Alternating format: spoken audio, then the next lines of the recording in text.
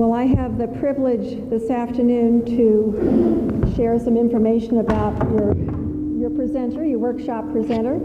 I just broke everything. Sorry. That's okay. I had the opportunity to see Tamara in action at a Missional Voices conference that Pat Carson and I attended at Virginia Theological Seminary in April of this year. And I was just awed. And as I think Pat was too. So first of all, I want to ask you, how many have asset maps in your congregations? Oh, you've come to the right place. Because Tamara is the Wider Church's asset map coordinator, but she has also been an organizer, a planner, a leader, a trainer in sustainable life organizations, in social media organizations. And she also has a master's degree in education and an undergraduate degree from Bard as a bassoon player. So here's the width and depth of your next speaker, and I hope you're ready to take notes because she's going to share things with you that all you need is energy in your congregation and a piece of paper and a pen, and look around you, and it's magic. It's there for you. Tamara, thank you so much for being with us. Thank you, Nancy. Thank you. I am an educator by training. That means that all of you that are doing this scattering thing, that has to end. I need you to move up. I'll wait. No, really, I'll wait. I know. I already forewarned you. I will wait. Like, I literally will just wait. We could be here for an hour while y'all move closer together. Let me just say something I forgot. Tamara is a cradle Episcopalian, so folks, you know, she's one of us. So the goal is that you all are going to have to be close because you're going to have to talk to each other as the first activity. That means that if you don't want to move at all, you still have to be next to someone that you can talk to. So my friends that are there, find someone to sit next to that you can talk to. While you're moving, find a partner. So you're going to do one-on-ones. That means that one person will talk and one person will listen. So, everybody has a partner? No, really. Does everybody have a partner? Anybody not have someone to talk to? Okay, I'm going to trust that you have someone to talk to. If you do not, you don't get to participate. That's not fun. So, I have my little timer, and the first thing we're going to do is this thing called one-on-ones. One-on-ones is going to be a tool that we'll talk about later in the workshop. But basically, you're going to find a partner. One of you is going to choose to be partner A, and one of you is going to choose to be partner B. So one of you choose to be partner A. Partner A, raise your hand for me. A. Everybody has an A? Okay. Awesome. Partner, if you're not partner A, that means you're partner B. So, partner A, you're going to go first. What you're going to do is, in this one-on-one, you're going to get 60 seconds. So you're going to say your name, your congregation, one thing you hope to get out of this workshop to your partner.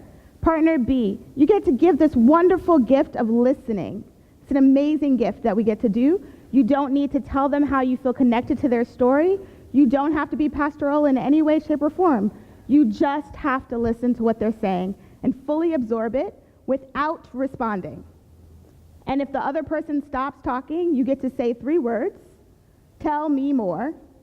That's it. Nothing else. Just tell me more. Okay? So partner A, are you ready? Name, congregation, one thing you want to get out of this workshop, and go.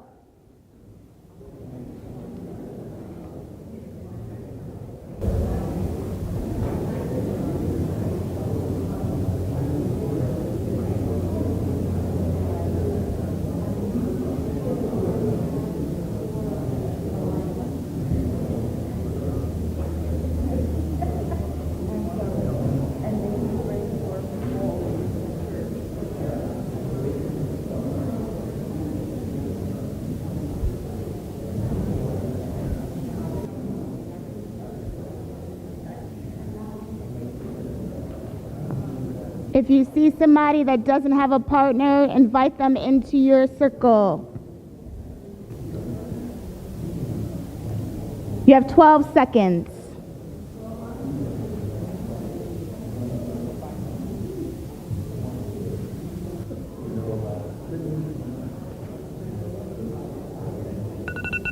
Time.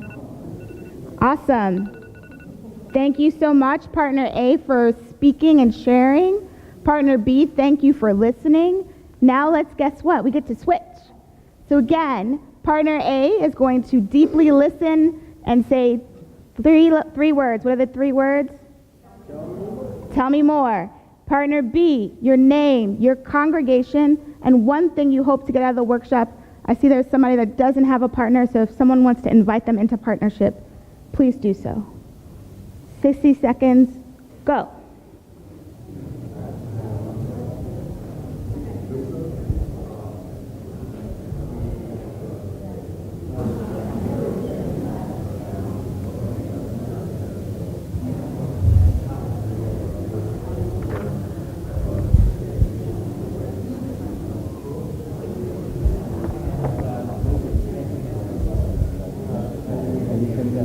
If y'all can take one and pass it back.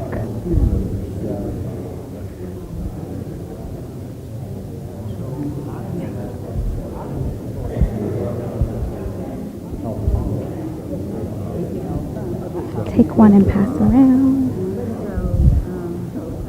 You all can take one and pass it around.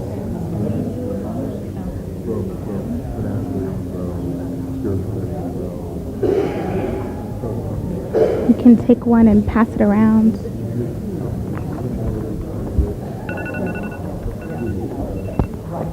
Thank you, Partner A. Thank you, friends. So I handed out, while y'all were talking, this Bible study. So if you can just pass it around, pass it back.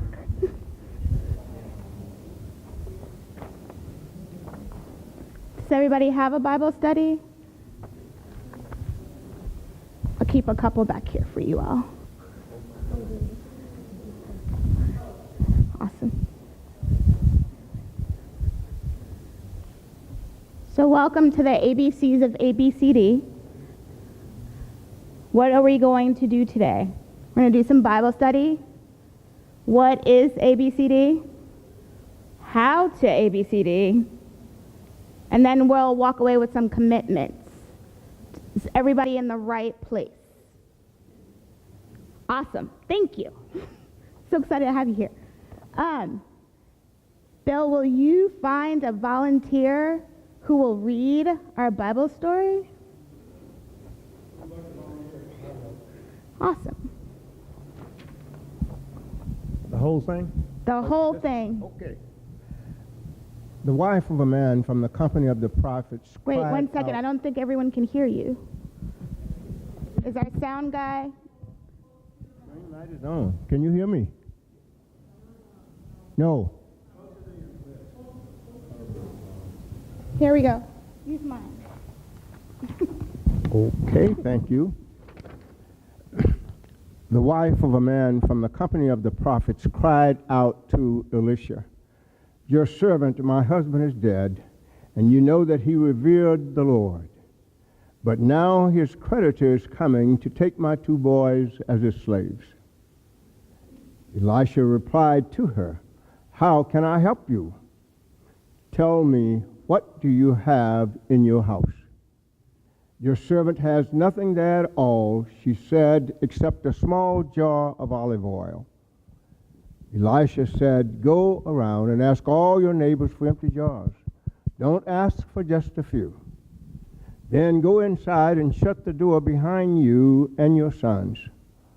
Pour oil into all the jars, and as each is filled, put it to one side." She left him and shut the door behind her and her sons. They brought the jars to her, and she kept pouring. When all the jars were full, she said to her son, "Bring me another one." But he replied, "There is not a jar left."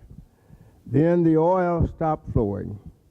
She went and told the man of God, and he said, "Go, sell the oil and pay your debts. You and your sons can live on what is left." Ooh, ooh. Thank you. I gotta Madonna myself again. All right. Can we get this mic to work? We're gonna pass it a little bit. So what just happened in that story? What happened? A miracle? She went and talked to the prophet and told him what her situation was. So a woman went and talked to the prophet about what her situation was. What did the prophet do? What did Elisha do? He asked her, what did she have? And then after he asked her, what did she have? What did she do? She followed his instructions. She went and what did she go do? She asked her neighbors for some stuff, for some jars. Before we get to the part where she asked her neighbor for jars, what did the woman say to Elisha when he asked her, what do you have? I have nothing but a small jar of oil, right? And so she goes to her neighbors, she gets some jars, and then what happens? She starts to fill them. Who else is in the house while she's filling it? Her son. What happens then? What happens next? They fill the jars. Until there were no more empty jars. And then there were no more jars left. She used all that her neighbors had given her. And then what did she do? I'm sorry? She filled, and then there was no more left. And then what happens after all the jars are filled? She goes back to Elisha. What does Elisha say? Sell the oil. Sell it. He tells her to sell the oil, pay off the debts, and live on the rest. Right? What did Elisha actually do anything other than ask questions? It's important here. So what are our characters? Elisha. Who else are our characters? Those two sons. What other characters do we have in this story? The two, sorry? The neighbors. The widow. Any other characters?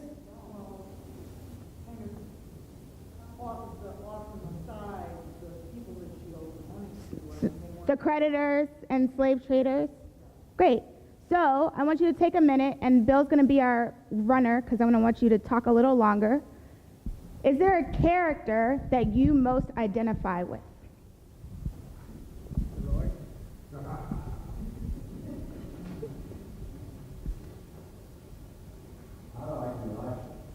Elisha. So tell us more about why you identify with Elisha.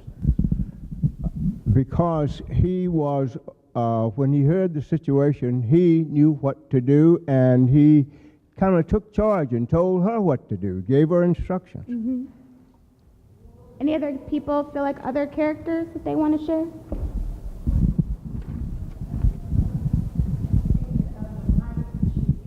When we're going to run for the mic because one, so that people can hear, but also the video can hear what you say. I'm sorry. I think the wife, because she lost my train of thought. Sorry about that. Do you want to pass back to Doug? We'll come back if it comes back to you, don't.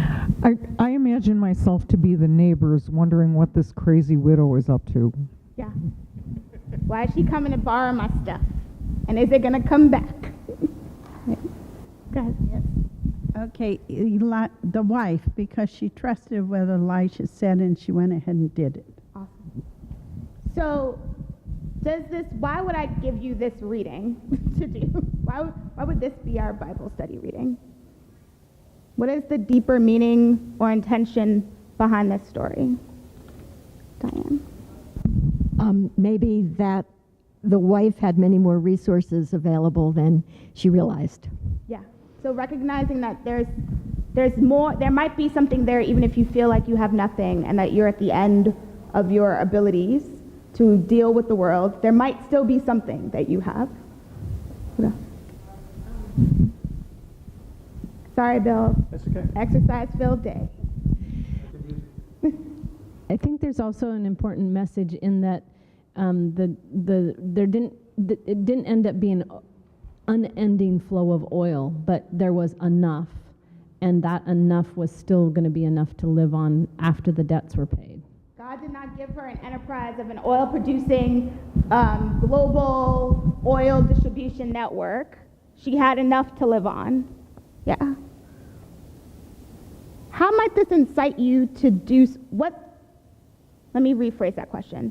How might this incite you to action? How might this influence you as you engage with your community? You have a way over there.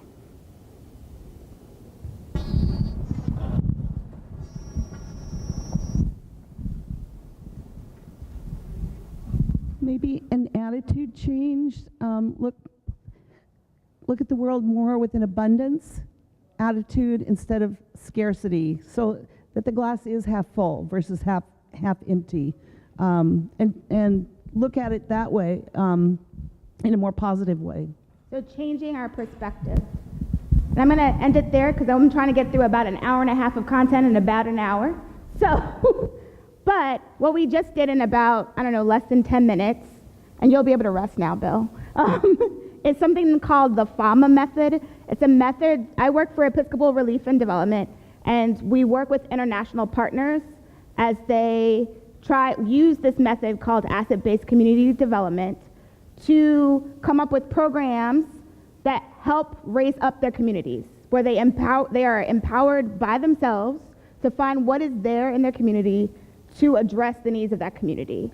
And so this is just one of the tools that we use. It's a little bit of a different Bible study, but you can see how you could use this technique over about an hour to kind of think about things in your own community. It could be a Bible study, but it could also be a picture, an image, reading, a newspaper article. You could use the exact same method for a number of things when you're engaging with community members.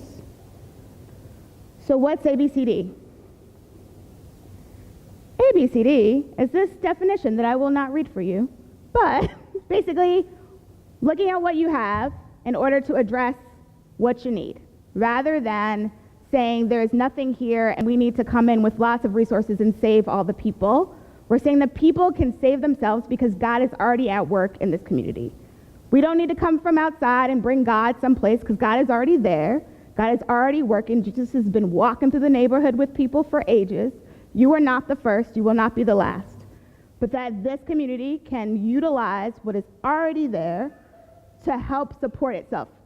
Maybe some outside resources will make it a little easier. So Elisha just said, hey, you might need to talk to your neighbors about getting jars of oil. But that still is her taking her own agency to engage her community. So we're going to look at a little video of this in practice, and hopefully this plays. Let's see if... And about that time, I met Daily Young. Jay told me about something called Yeah. Does somebody know how we lower lights? And we started out in this neighborhood, this is Hillside Square, in 2011. In the first 3 weeks of 2011, there were 3 separate murders in this little neighborhood. And then a few weeks later, there were 2 teenagers that were struck by stray bullets. So the intensity and the passion we lived in this neighborhood was sky high. And we knew if anything were going to change, we needed to happen then. Because there was a very strong motivation for change. And so we hosted a pizza party. We invited the whole neighborhood to come, and we just got neighbors. It was just neighbors and us and a lot of people. And that night I said, what is it, if you could do anything to make Hillside a better place, what would you do? All of a sudden I had this epiphany. They were saying the same thing. They were saying, we care about the children.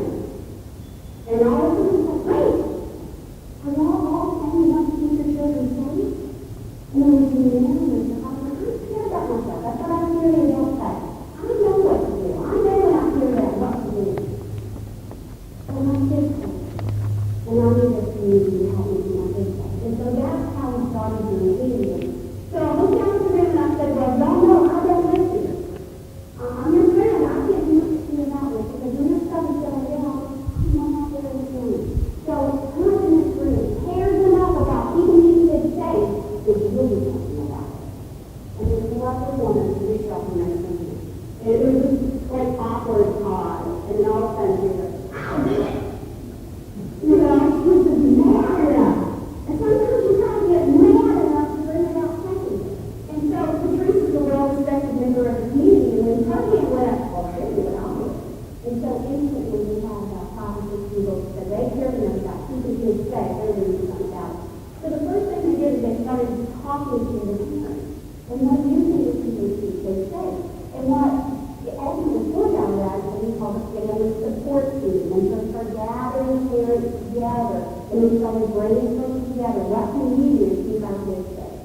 And so a beloved community started to emerge out of bringing people who care about the same things together.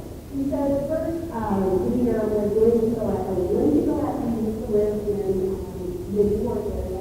She was a competitive cheer coach in her former life. And she said, you know, if I could do anything, she would say, I'd have the girls come and run cheerleading, you know, to keep them off the street. It was a really great thing to build this up to. And so she started in Ohio herself. And then her husband said, you know, these ladies are all gathering up there, that being important. What about us men? And so Tony started gathering the men together, and the ministers started throwing football around one day. And before we knew it, we had a little soldiers team emerge, all resident-led, all funded by churches who care about the people of Hillside Forest.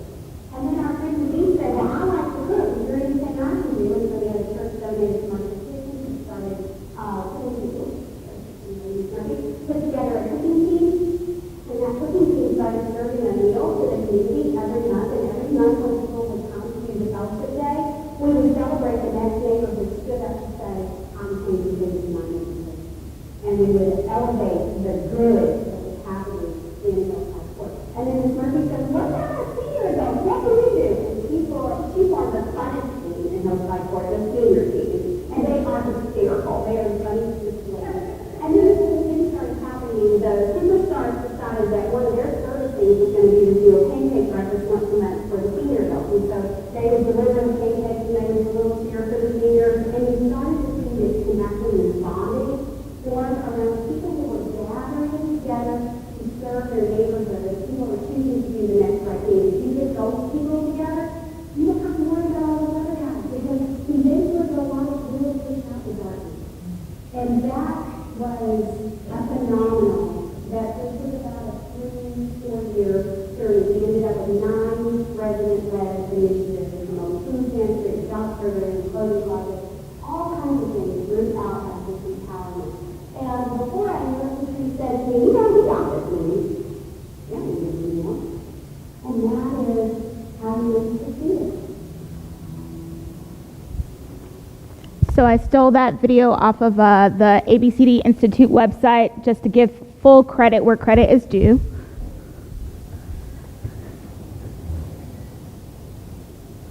So what I wanted to talk about in that video, I wanted to highlight a couple of things that happened in that video, kind of similar to our FAMA, our Bible study. When she showed up, they decided that the problem was, they defined that the problem was that there was violence in the community. That's where they started.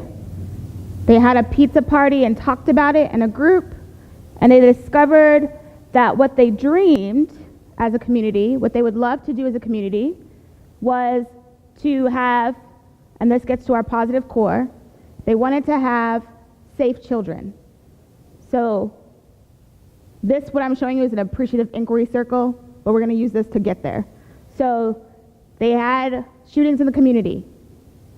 They did some conversation. They realized that what they were dreaming for their community was that they wanted safe children. So that became the centerpiece of how they wanted to engage. Everything they did revolved around having safe children. They then decided to get some volunteers and meet again. So they designed that.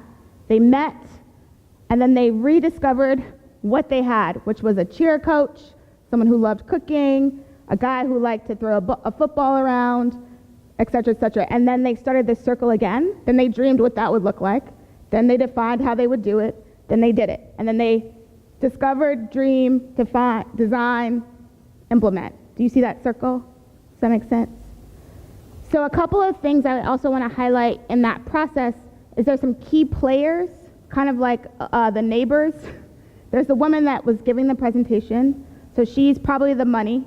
She was the bank for this, working with communities that were interested in supporting Hillside. Patrice was what we would call an asset-based community development, ABCD, the bridge builder. So that is somebody that is neither on the kind of money-ish outside group side, but is a part of the community and is respected by the community that can talk to both sides. So I'm assuming that the white woman that was standing there in the predominantly black neighborhood was probably not showing up to most of the meetings, because then that would probably look patriarchal, right? So her showing up from the county, from out in the burbs to talk about what problems were going on in this community is not really going to be the best way for the community to support itself. So they found someone that could be the main point of contact to bridge build between the two communities. Yes. I just have a question. Do you have notes that you're going to pass out to us that we need to write? So if you sign up to the sheet that's passing around, why I'm collecting emails is I will send you my presentation and some notes. Thank you. And then if you check the newsletter thing, you'll get a newsletter from Episcopal Relief and Development. You don't have to. It's just an option. So yes. So then you'll see that bridge builder piece was key for them to develop their programs and projects. And I'm going to pause right there and say questions. Okay. So that's the appreciative inquiry piece. We're going to start. Ooh, I knew I forgot to hand out something. We're going to do one more activity. My bag of tricks, I forgot to pull out my Post-it notes. So, excuse me. So what we're going to do is a Post-it activity. One of the ways, that first part, that assessing gifts piece and that definition, what are your gifts? I'm going to dig through my big bag and pull out lots of Post-it notes. So if you all can start taking a couple pieces off and passing it around. Yeah. I have a whole bunch. They're just deep in my book bag. I knew I forgot something before this started. We're going to talk about the Post-it activity, but we also did today the one-on-one conversations was another way to assess gifts, prayer walks, and asset mapping. While I'm pulling out my Post-its before we do this activity, what's asset mapping? So asset mapping is when you walk around the neighborhood and see what you have.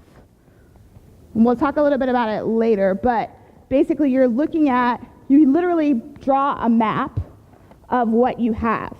And the project that I work on is the asset map for the Episcopal Church. So what we do is it's episcopalassetmap.org. Anybody else need Post-its? Okay. Episcopalassetmap.org. And what we're doing is we're assessing the assets of literally the entire Episcopal Church. So where are all the food pantries? Where are all the prayer shawl making groups? Who has what where?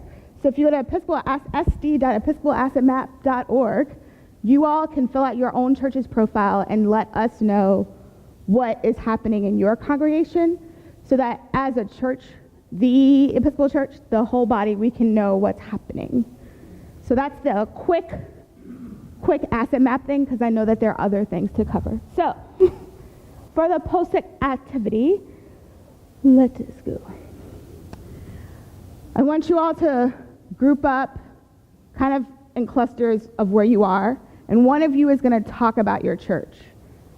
And the way that I like to define, there's a longer way if you're like a technical asset-based community development person.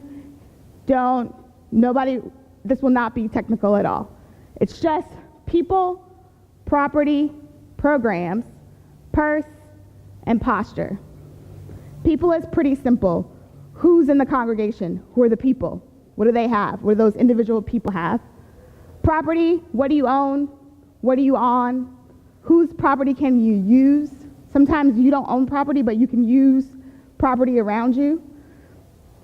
Programs, What are those things that you're already doing in your community? How are you engaging in outreach? Then purse is money, because money does matter. Not the most important, but it matters. And then the last one I think is actually the most important, posture. Posture is how do you see the world? So are you a church that would automatically open its doors if you needed to? Or are you a church that freaks out when bad things happen and close your doors and stay inside?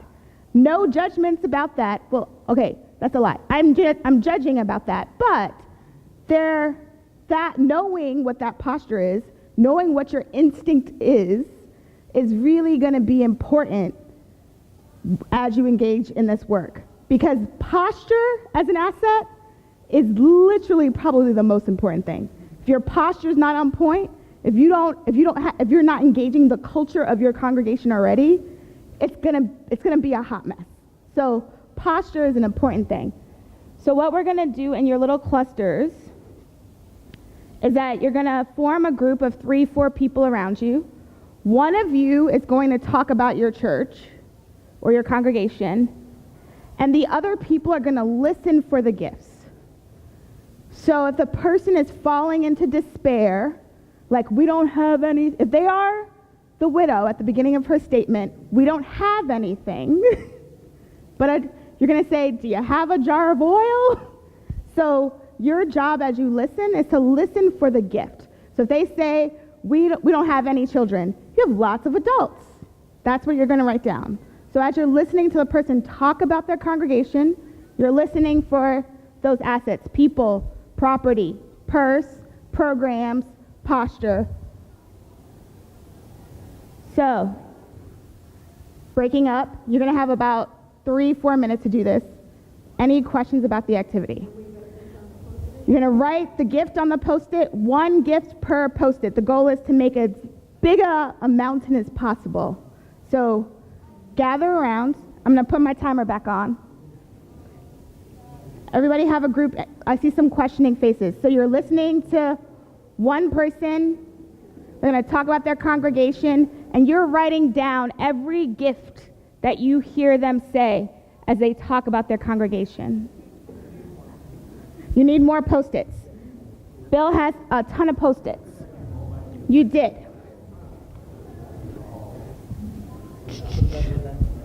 Did you put it in my bag? Did I? Yes, I did. Okay. Bill can get you more Post-its.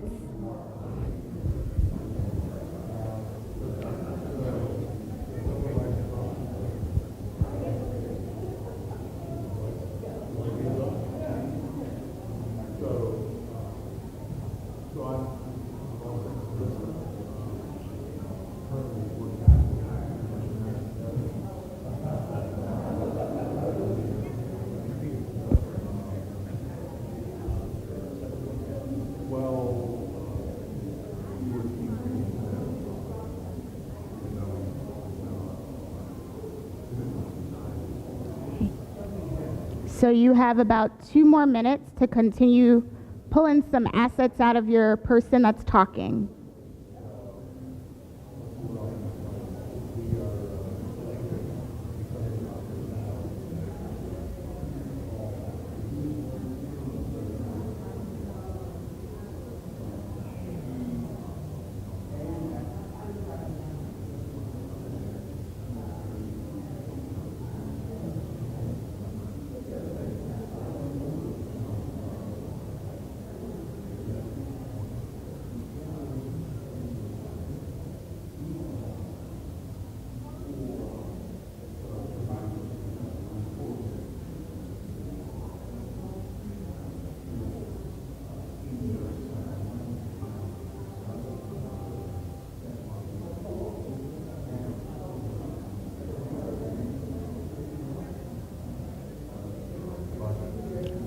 Don't forget to write down your gifts, 1 per Post-it.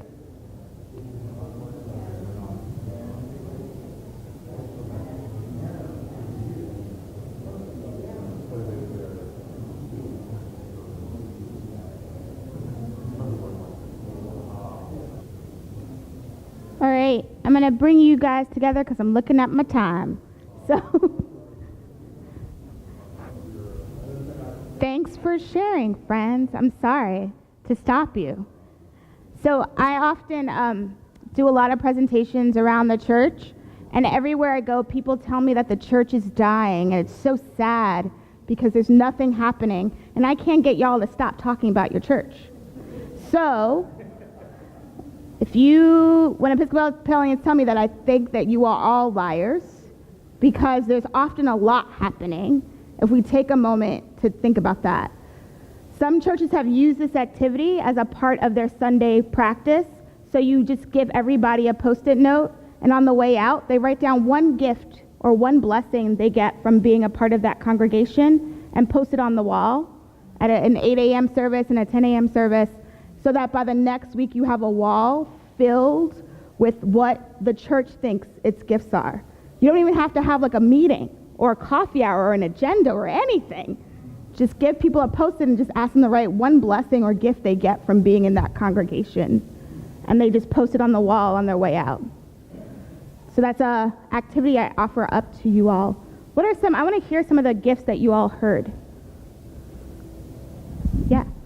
The congregation has a number of seniors. The congregation has a number of seniors. A number of seniors. How many people got seniors in their congregation? Who gets all the work done? Seniors. That's right. That depends on if you have to pick something up. It's okay. There's some healthy seniors too. There's any other gifts that folks heard that we're sending out for them? Bishop? I heard Billy talk about the ability of the congregation to be non-anxious and to leave ministries open if somebody wasn't stepping up. And so they have some patience to allow programs to happen and maybe not be successful in 5 seconds. They might want to invest in that. That's a great gift. That is a hard one. God's time is real. So once you've assessed your gifts, now I know we're rapidly moving. Any questions about assessing gifts? So I'll just stop for a second. Okay. So once you've assessed your gifts, that's what they did. What happens at the pizza party, right? This is that question. We're listening for the call.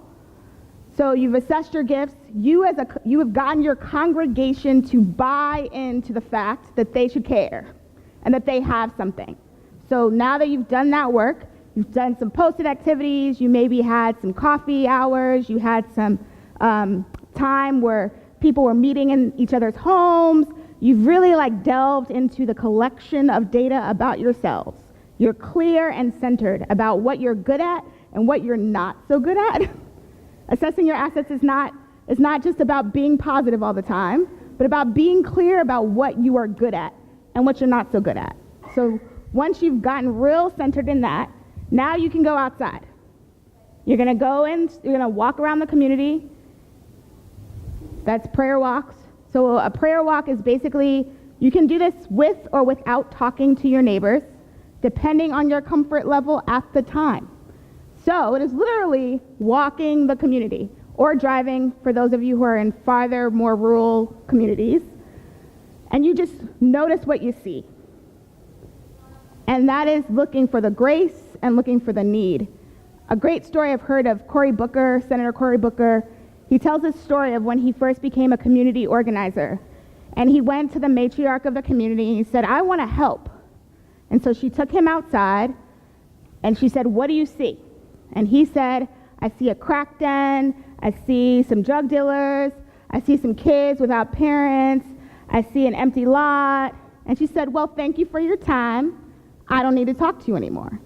She went back up into her apartment. And he said, wait. She's like, you don't see any gifts. You don't see any goodness in this community. I don't need to be in relationship with you.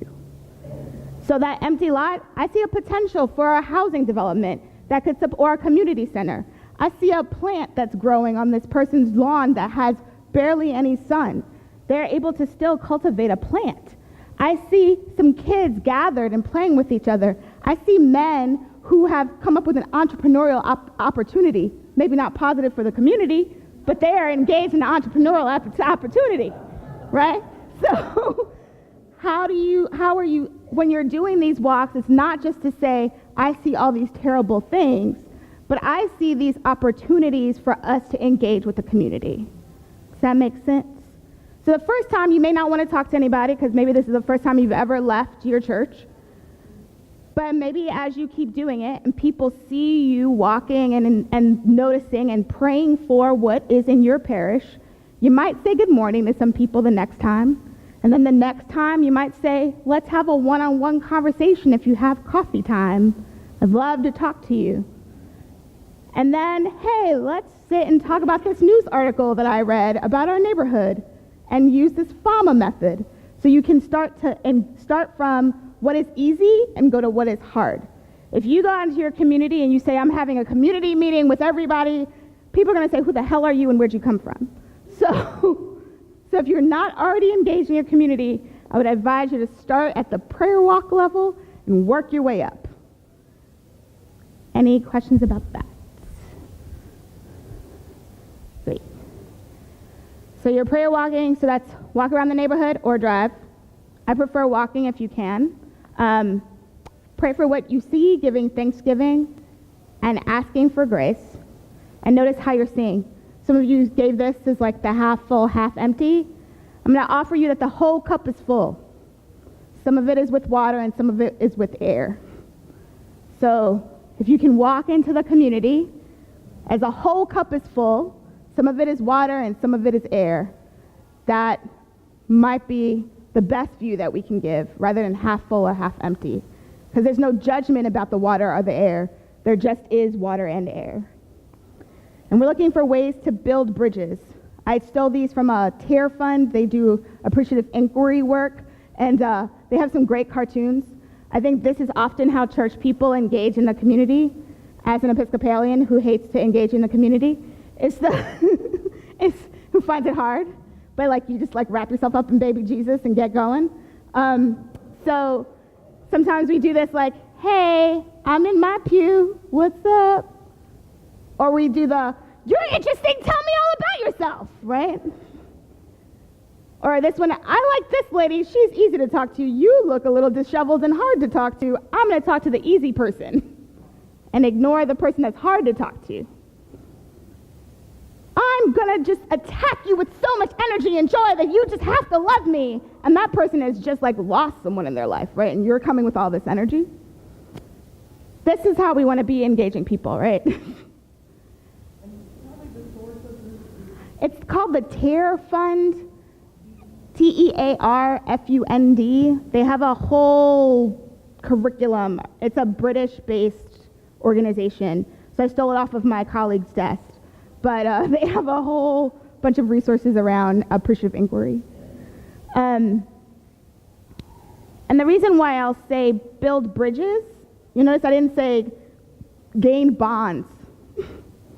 Because when we say we want to bond with people, with the other, whoever the other is, that is looking for ways that we are the same.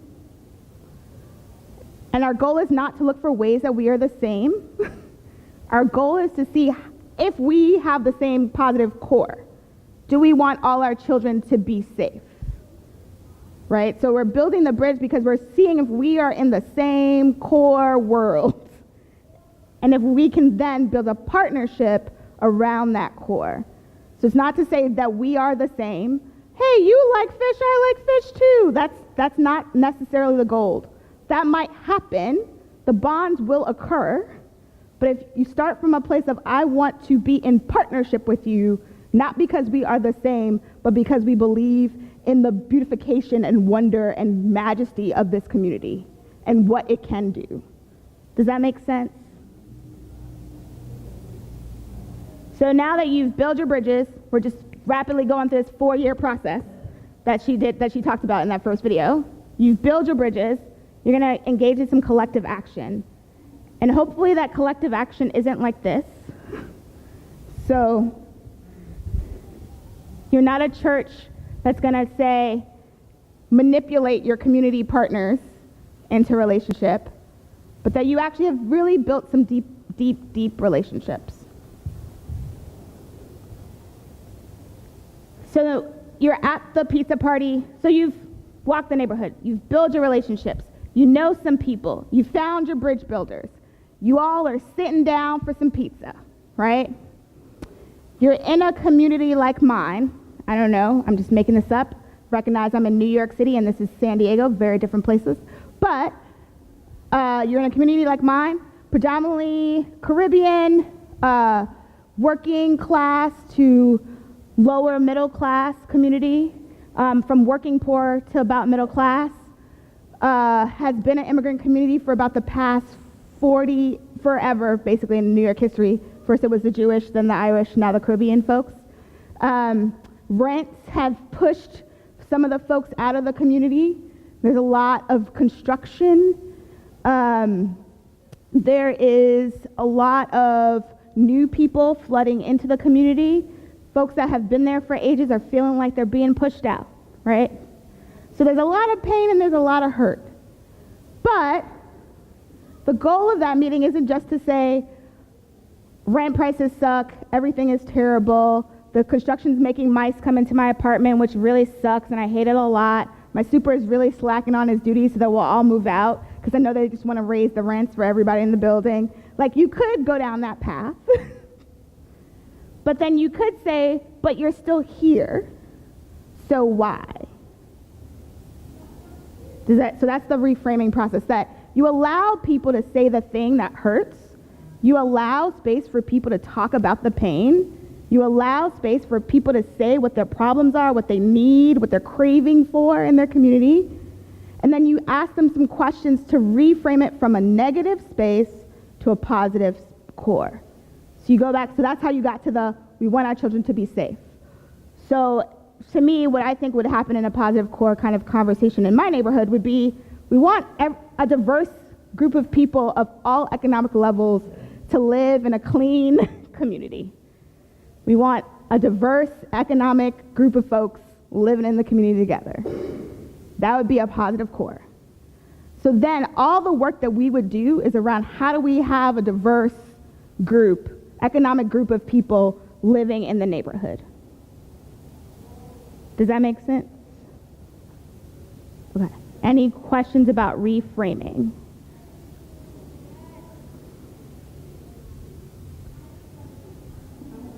Yeah.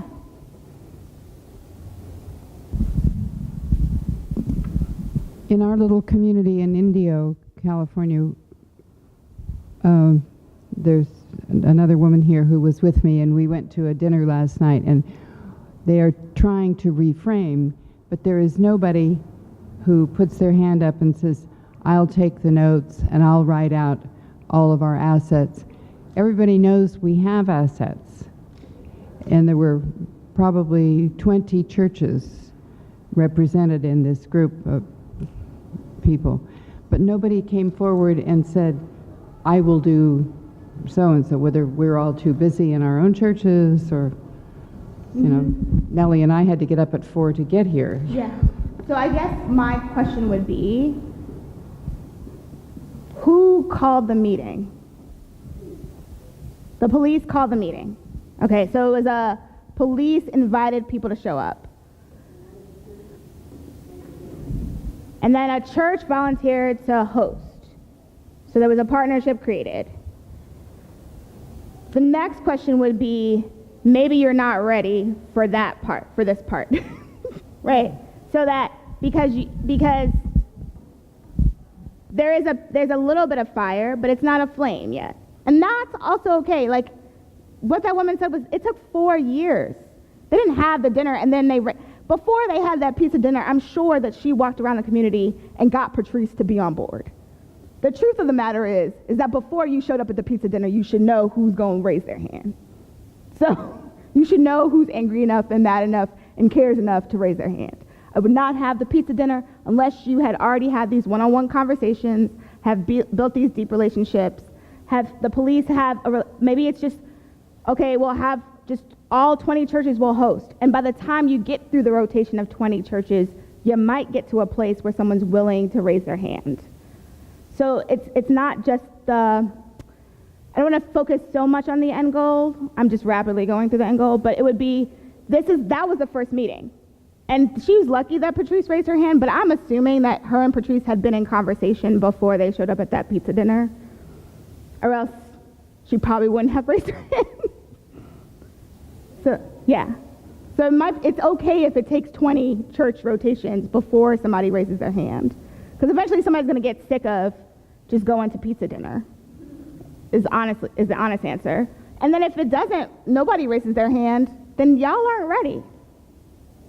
That's not the posture of the group. Don't do stuff just because, there's a lot of stuff that people complain at Episcopal Relief and Development about, why don't you do this program? Because nobody wants to do it, but you. The community doesn't want to do it. They didn't ask for that. You want to do it, and that is beautiful. More power to you.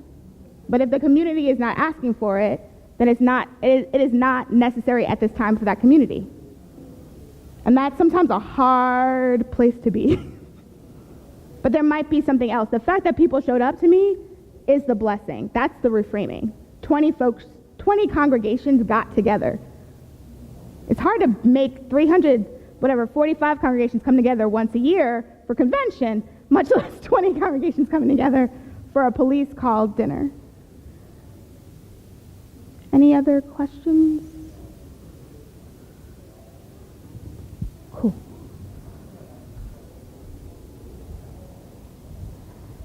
And then you assessed as your own congregation, but when you're having this, now that you've gotten your community together, you're doing this assessment process. So at that police gathering, I think also sometimes this is the problem, focus, right? The first step in appreciative inquiry was define. Why are they inviting 20 churches to show up to a meeting? What is actually the thing that is happening in the community that is encouraging folks to want to show up to this meeting? So that's what you spend your first meeting talking about, so that you can figure out what the assets are. Why are you here is an important question. Because I think if you define that, it encourages people to take action. If it's for an amorphous, like, oh, we just want to know each other. Why do you want to know each other? Because some of our parishioners have had problems with the police department. Why have they had problems with the police department? Why are you here? And once you get centered in why you're here, and that you're all here for building a positive relationship with the police department. Why? And then you start to gather your assets, and then you'll find your volunteers. People are not going to just show up because they want 20 people to meet with the police once a month. That seems pointless. That's an email. So you've done your reframing and your assets at this dinner. You've done this appreciative inquiry process, so define what is the focus of our time together. Why are we together? Discover what is giving us life. Dream what could be. That's a really important process. What do we want this relationship to be like? Design what should be. I would love to make $1 million. That's not going to happen. So, but what should be, is that I make a fair and equitable wage to sustain myself, that I have enough. And then the destiny, what will be. And then of all the things that should, what will I engage in? What's the 1 or 2 steps that I will take moving forward? And then you start back at the beginning again. So then you have your 2 steps, and you go back. So now your 2 steps are, we're going to do this, we're going to do B. Okay, what gives life to that thing? What are the assets that give life to that A and B action? What might be? What should be? What will we do? At some point you have to do something. I'm not saying that you just stay in this cycle forever. At some point you take action. And it will either work amazingly or it will go terribly wrong. And then you learn from it. And you do an appreciative inquiry process about why it went terribly wrong. It's awesome. It is fun to appreciatively inquire about why you hate something. We do it all the time in our little U.S. disaster team. it starts to reframe your mind when you're trying to evaluate a situation. I'm going to pause now for any overall comments. What is coming up for folks? I see a lot of pondering happening. No comments? Yeah.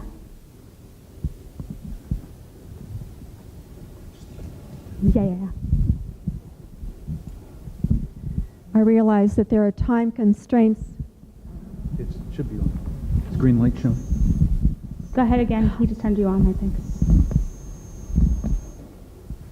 I realize that there are some time constraints tomorrow, but what would be a reasonable amount of time to spend on assessing our assets? And you might you give an example of when you say property, how particular you can get to identify those properties? Yeah, so when you do the property, the thing I skipped over kind of really rapidly is the asset mapping piece. And so that's literally when you do that prayer walk, you can take a map, like a Google map of your community, and put like every corner store, every store that's there, every community center, every library, every supermarket, where the river flows through your town. So property can be literally your parish, is what I would say. So parish in the old school sense of the parish, the space around the worshiping building. And then if you are in relationship with other people. So if there's a school across the street, I would count them as our property if you're in relationship with them. And just knowing that that's there. So if you're a place that's craving for children, but you've never walked across the street to say good morning to children, maybe you're not actually craving for children. But also that's a part of the property. And that's a part of the assets that could be utilized in building relationships. Does that answer your question, Nancy? So the property is vast, and that's actually an activity that you can do. Like you literally take a map and you walk around and you plot what's where. And then often store owners and folks that own those other properties are your first go-to people, because they would then know who your bridge builders will end up being.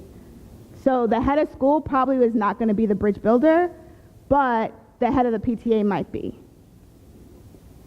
But you won't know the head of the PTA unless you talk to the head of school. Yeah. So who do you call the people below, in effect, the bridge builder? You've got the money, the bridge builder, and what's the term? Yeah, like the community leaders or community people or community. And you are a part of the community. I don't mean to say that you were separate from the community. Your church is in the community. So how do I say this?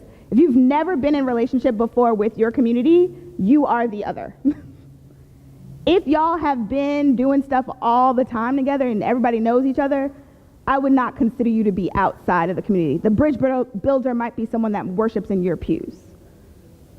But if you've probably never said hello to folks outside of your church and everybody lives outside of the zip code of the church and they come in for service and then they leave, you are the other and you are the outside.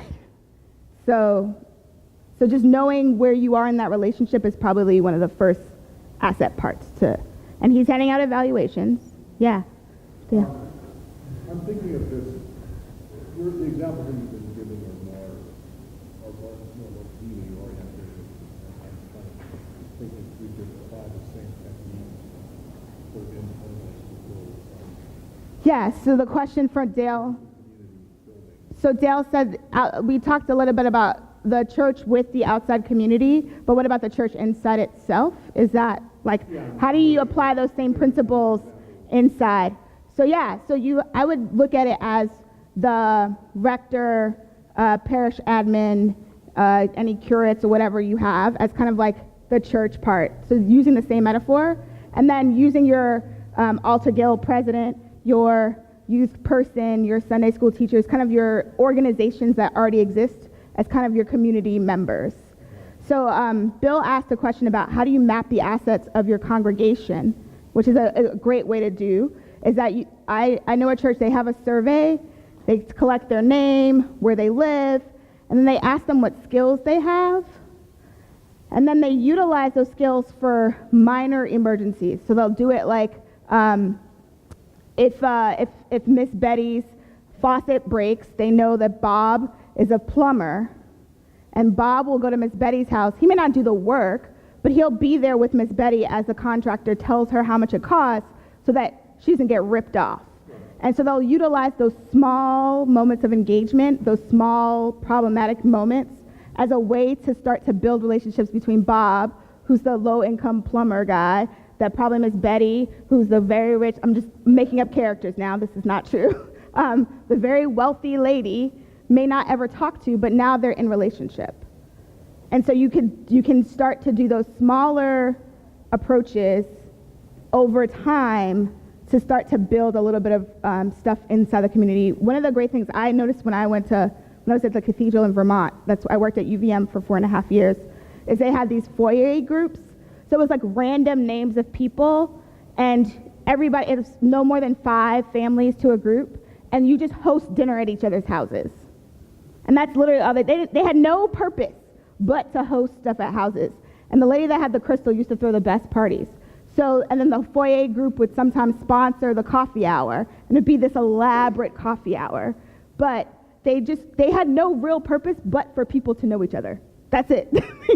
No goals, no stewardship implications, nothing. They just had small moments for people to get to know each other. And I'll take one more question and then we'll close out. Yeah.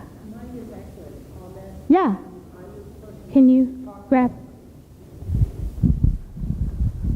I was the person talking about my church when everyone else was doing Post-its, and I realized that my head went immediately into sort of a parochial report kind of thing. I was reporting very quantitatively as opposed to looking at it qualitatively. Mm-hmm. And I think one needs to be very careful because I talked about numbers and attendance as opposed to seniors, youth, and so on. So I think it's very easy to fall into that trap. Yeah. So I want to end on agreed. It's not just the qualitative parochial report responses. Actually, the parochial report is going to change to include some of the ministry assets. So also we'll include some qualitative things. But now, before we leave, because I see people coming in, I want you to take a Post-it. We talked about a lot of ways that you could do stuff when you go home. We talked about one-on-one conversations, prayer walks, community meetings, appreciative inquiry, Post-it activities. I gave you a lot of stuff. Pick one that you're going to do. Write it on the Post-it. Put your email address on the Post-it and give it to your neighbor that you did a one-on-one with earlier. I'll wait. That's my conclusion. So thank you all for coming.